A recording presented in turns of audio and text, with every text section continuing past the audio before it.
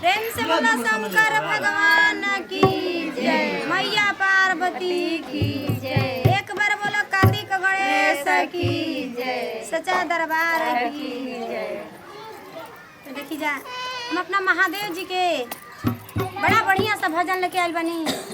सुनाइए अब भजन के साथ में कहानी भी कह दही। जय हो सुनाइए। तो देखी एगो गुरु बहिना रहली,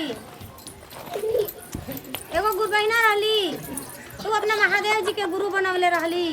कैसे बनवले आ रहली? जब से महादेव जी के गुरु बनवले रहली जय हो तब से उनका पर कोनो आफत विपत नहीं आवत रहे।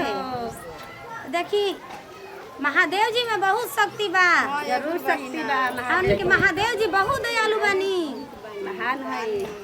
तो देखी गुरु बहिना का कहतड़ी, का कहतारी? आ कैसे कहतड़ी, कैसे कहतारी? कहतड़ी अरे बर हो बारिश